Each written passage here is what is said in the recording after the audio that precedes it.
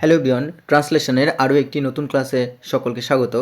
তোমরা যারা প্রতিনিয়ত ক্লাস দেখো তারা প্রথম থেকে ক্লাসটি দেখতে থাকো, কোনো স্কিপ না করে। আশা করি অনেক ইনফরমেশন তোমরা জানতে পারবে এবং ট্রান্সলেশনের নতুন নতুন অনেক বিষয় তোমাদের কাছে জানার থাকবে। তো কোনো রকম স্কিপ না করে তোমরা দেখতে থাকো এবং প্রথম থেকেই।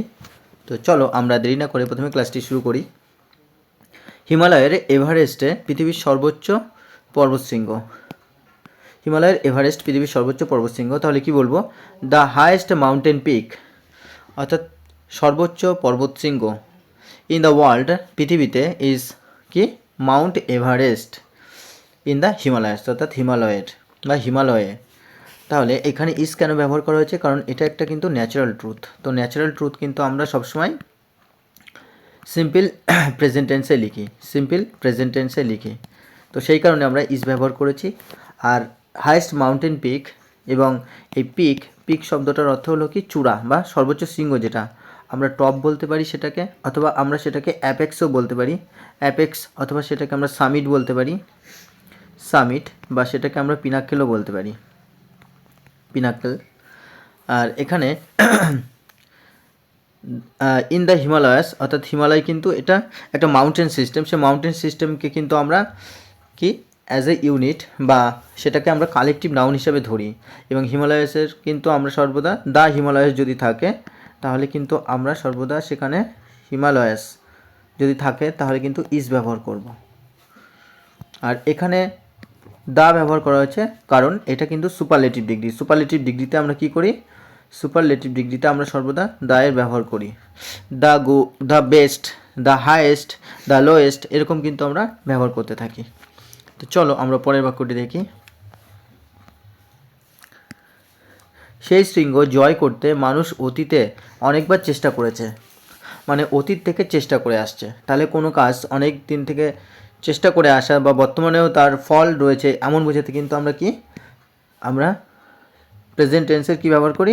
প্রেজেন্ট পারফেক্ট টেন্স ব্যবহার করি।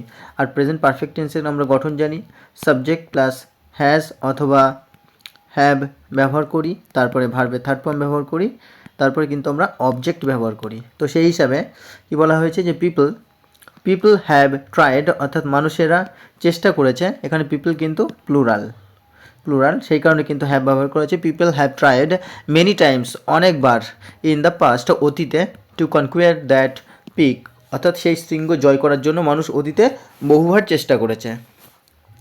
আর এখানে কনকুয়ার মানে জয় করা, যেটাকে আমরা উইন বলতে পারি, উইন জয় করা, বা আমরা ওভারকাম বলতে পারি, ওভারকাম মানে জয় করা, বা আমরা সাকসিড বলতে পারি, জয় করা।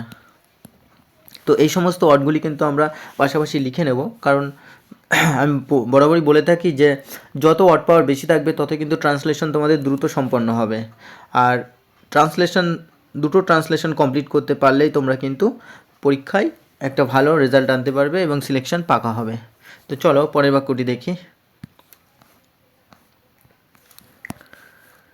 1953 সালের অভিযান প্রথম সফল হয়।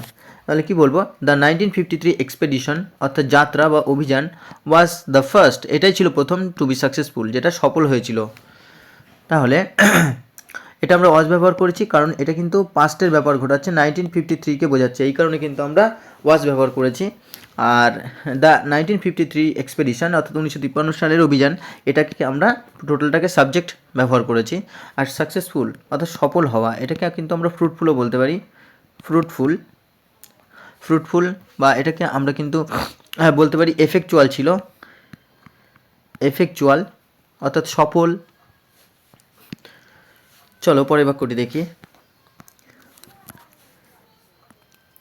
এই দলের নেতা ছিলেন hunt was the leader of this group. এই দলের নেতা কে ছিলেন? হান্ট কিন্তু এখানে সাবজেক্ট, অর্থাৎ একজনের নামও বোঝাচ্ছে, আর তিনি লিডার বা নেতা ছিলেন এই দলের। চলো পরের বাক্যটি দেখি।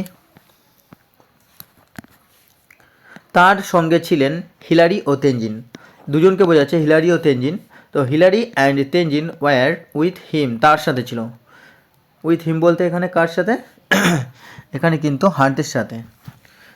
তো এখানে যেহেতু প্লুরাল সাবজেক্ট সেই কারণে ওয়ার ব্যবহার করা হয়েছে। চলো পরের বাক্যটি দেখি। দলটিতে আরও অনেক লোক ছিলেন। তাহলে there were many other people, আরও অনেক লোক ছিলেন ইন দ্য গ্রুপ, ওই দলটিতে বা দলটিতে, ইন দ্য গ্রুপ অর্থাৎ নির্দিষ্ট করে যে গ্রুপটাকে বোঝানো হচ্ছে। তো দেয়ার ওয়ার ব্যবহার করা হয়েছে কেন? কারণ আমরা যখন কোনো সাবজেক্ট থাকে না, অর্থাৎ সেই ক্ষেত্রে কিন্তু আমরা ইন্ট্রোডাক্টরি দেয়ার ব্যবহার করি। তো সেই কারণে এখানে দেয়ার ব্যবহার করা হয়েছে। There were many other people, অন্যান্য মানুষ ছিল, আর ইন দ্য গ্রুপ, ওই গ্রুপটিতে। চলো পরের বাক্যটি দেখি।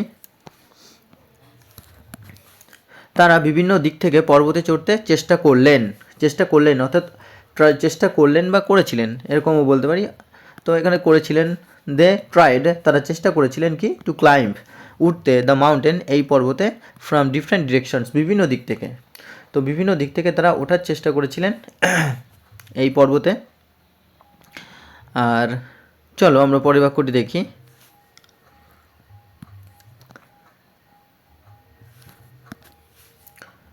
28,000 ফুট ওপরে ওঠা তাদের পক্ষে কঠিন হলো। ইট ওয়াজ ডিফিকাল্ট, এটা তাদের পক্ষে কঠিন ছিল। ফর দেম, তাদের পক্ষে বা তাদের ক্ষেত্রে, টু ক্লাইম্ব অর্থাৎ বেয়ে ওঠা বা উপরে ওঠা, অ্যাবাভ 28,000 ফিট, 28,000 ফুট ওপরে ওঠা তাদের পক্ষে কি কঠিন ছিল, ডিফিকাল্ট। ডিফিকাল্ট হচ্ছে কঠিন, আমরা হার্ড বলতে পারি, কঠিন, বা আমরা এটাকে স্টিপ বলতে পারি, স্টিপ, কঠিন, বা এটাকে আমরা বলতে পারি টিনেশাস মানে কঠিন, বা আমরা এটাকে টিকলিশও বলতে পারি, টিকলিশ অর্থাৎ কঠিন। তো যত অর্ড জানবো ততই আমাদের সুবিধা। চলো পরের বাক্যটি আমরা দেখি। তখন হিলারি ও তেনজিন সাহস করে এগিয়ে চললেন। দেন অর্থাৎ তখন হিলারি অ্যান্ড তেনজিন দুজনকে বোঝাচ্ছে, ব্রেভলি, সাহসিকতার সাথে, মুভ ফরওয়ার্ড, সামনের দিকে এগিয়ে চললেন। মুভ ফরওয়ার্ড মানে এগিয়ে চলা। তো আমরা এখানে ব্রেভলি, সাহসিকতার সাথে জানবো, ফিয়ারলেসলিও বলতে পারি, ফিয়ারলেসলি অর্থাৎ সাহসিকতার সাথে, বা আমরা বোল্ডলি বলতে পারি, বোল্ডলি সাহসিকতার সাথে, বা আমরা ডেয়ারিংলিও বলতে পারি, ডেয়ারিংলি সাহসিকতার সাথে। আর মুভ ফরওয়ার্ড হচ্ছে এগিয়ে যাওয়া। তো আমরা এটাকে ওয়েন্ট ফরওয়ার্ডও করতে পারি, ওয়েন্ট ফরওয়ার্ড অর্থাৎ এগিয়ে চলেছিলেন বা এগিয়ে গিয়েছিলেন। চলো পরের বাক্যটি দেখি। তাদের কুঠার দিয়ে বরফ কেটে পথ তৈরি করতে হলো। তাহলে they had to cut through the ice, বরফের মধ্যে তাদের কাটতে হয়েছিল কি পথ, উইথ অ্যাক্সেস, কুঠার দিয়ে, টু মেক এ পাথ অর্থাৎ পথ তৈরি করার জন্য। তাহলে they had to cut through the ice, বরফের মধ্যে দিয়ে তাদের কাটতে হলো, উইথ অ্যাক্সেস অর্থাৎ কুঠার দিয়ে, টু মেক পাথ, পথ তৈরি করতে বা পথ তৈরি করার জন্য। দে হ্যাড টু, আমরা হ্যাড টু কখন ব্যবহার করব আমরা সেটা একটু ভালো করে জেনে নেব। আমরা কিন্তু হ্যাড টু ব্যবহার করি কি, করতে হয়েছিল অর্থাৎ অতীতে কোনো কাজ আমাকে বাধ্য হয়ে করতে হয়েছিল বোঝাতে, তখন কিন্তু আমরা হ্যাড টু এর ব্যবহার করি। আর এর গঠন হলো কি, subject plus had to plus কি ভার্বের 1 নম্বর ফর্ম, তারপরে কিন্তু অবজেক্ট ব্যবহার করি। যেমন আমাকে বাজারে যেতে হয়েছিল, তাহলে কি বলবো, যে I had to go to the market, আমাকে বাজারে যেতে হয়েছিল। অর্থাৎ এখানে অতীতে কোনো কাজ তোমাকে যেতে হয়েছিল, বাধ্য হয়েই বা জোর করে যেতে হয়েছিল, তেমন বোঝালে কিন্তু আমরা হ্যাড টু এর ব্যবহার করি। ঠিক একই রকমভাবে আমরা হ্যাজ অথবা হ্যাভ টু এরও ব্যবহার করি।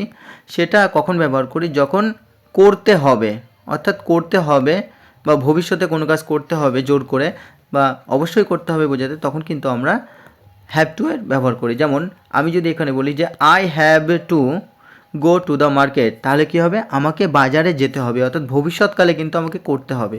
আর অতীতকালে করতে হয়েছিল বোঝাতে আমরা কিন্তু হ্যাড টু এর ব্যবহার করি। ঠিক একই রকমভাবে আমাকে করতে হয় যদি এরকম ব্যবহার বোঝায়, তখন আমরা কিন্তু অ্যাম, ইজ, আর এবং তার সাথে টু ব্যবহার করি।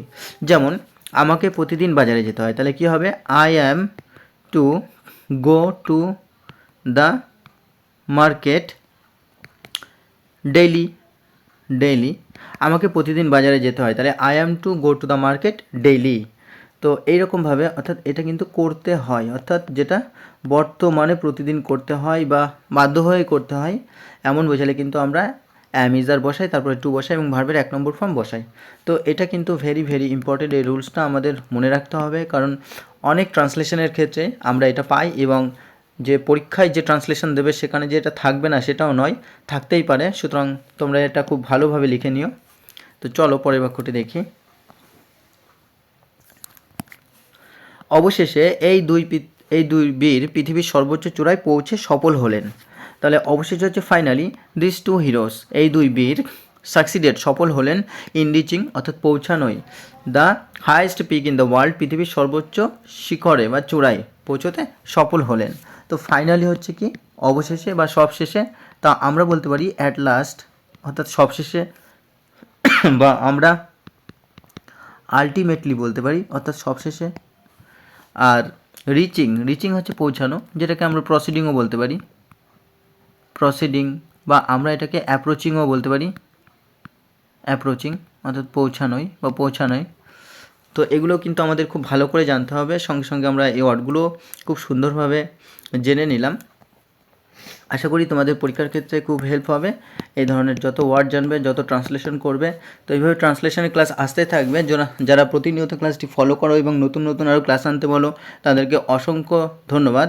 তোমরা এইভাবে চ্যানেলের পাশে থাকো এবং ক্লাসটিকে সাপোর্ট করতে থাকো, চ্যানেলটিকে সাপোর্ট করতে থাকো। আর যারা প্রথম, তারা অবশ্যই সাবস্ক্রাইব করে পাশে থাকা বেল আইকনটি প্রেস করে রেখো।